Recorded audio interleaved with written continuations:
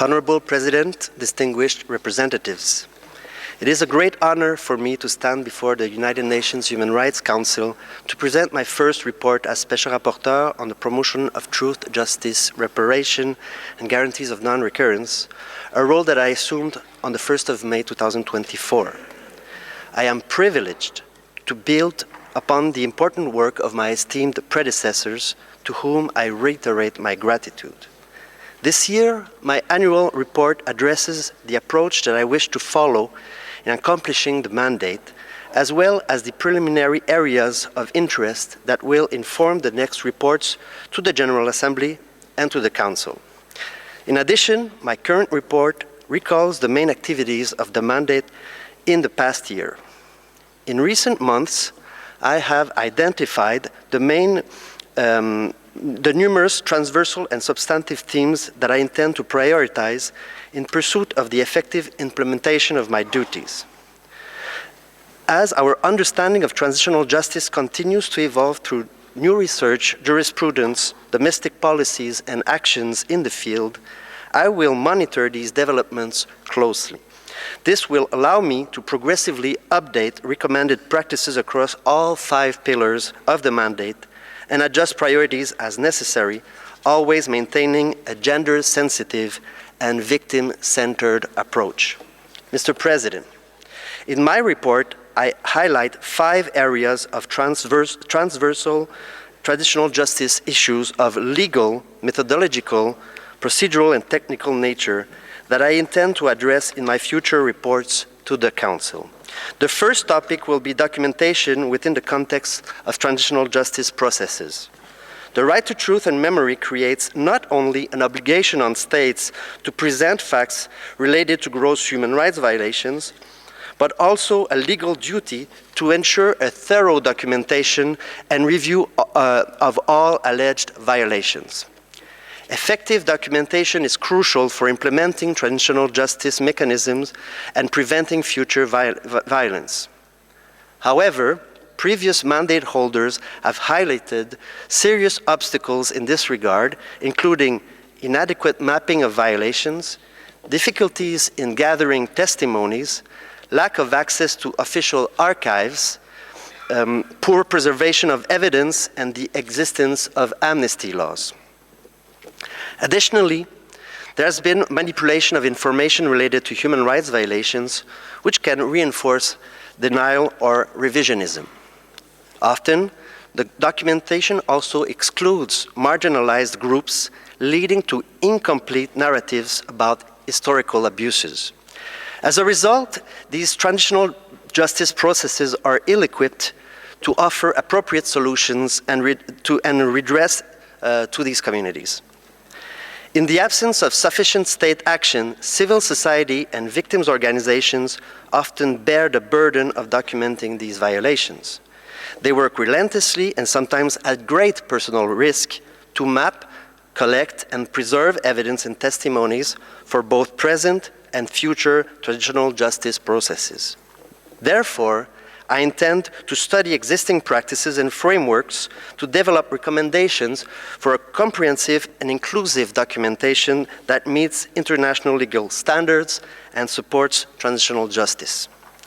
Secondly, the increasing diverse and complex contexts in which gross human rights violations take place require transdisciplinary transitional justice approaches that look beyond a strict legal perspective and integrate knowledge from various fields to drive real-world change.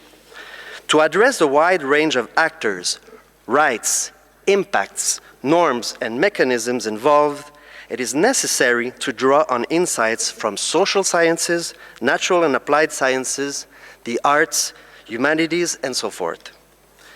A transdisciplinary approach also means a victim-centered perspective, which requires special attention to critical studies on race, ethnicity, gender, and sexuality, among others.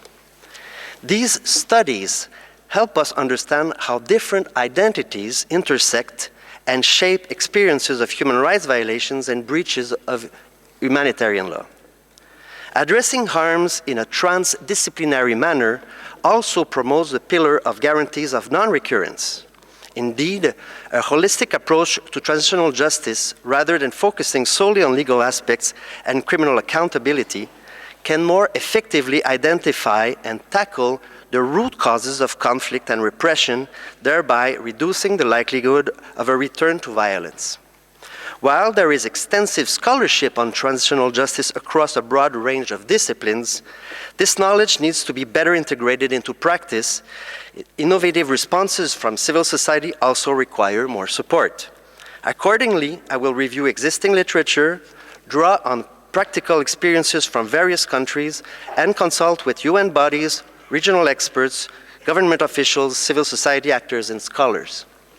Mr. President, thirdly, I hope to integrate more broadly a transgenerational perspective into our understanding of transitional justice policies and mechanisms. Gross violations of human rights and humanitarian law often cause deep harm suffered across generations. The nature of these atrocities can perpetuate trauma, lead to the distortion of collective memory, and foster destructive patterns of discrimination and hatred, which in turn can renew violence. Transgenerational trauma also involves a continuum of human rights violations. Indeed, past abuses can have lasting effects on new generations. To address these impacts, transitional justice must be responsive and inclusive. This means, for instance, engaging youth as agents of change, involving older persons in educational and preventive efforts, and fostering collaboration between generations to advance initiatives that affect them all. As Special Rapporteur, I intend to examine the long-term impacts of human rights violations and develop recommendations to effectively incorporate a transgenerational approach in the field. Fourthly, I wish to study the role of emerging technologies in the context of transitional justice.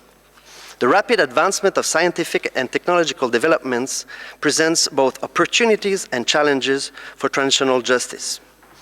On one hand, innovations in artificial intelligence, weapon systems, and surveillance technology, to name a few, have heightened the efficiency and severity of human rights abuses and violations of international law. These technologies also contribute to the spread of disinformation and harmful ideologies such as extreme nationalism and revisionism. Given these developments, it is crucial to regulate the use of new technologies to ensure that they comply with human rights standards and hold tech companies accountable. On the other hand, technological progress has brought significant improvements in open source information, forensic analysis, satellite mapping, revolutionizing human rights investigations. Modern communications also enhance access to transitional justice processes, allowing for remote participation in trials and truth commissions. Accordingly, I would like to undertake a study to explore how technology can advance transitional justice and prevent atrocity crimes, as well as identify gaps in current regulatory frameworks that promote impunity and further violations.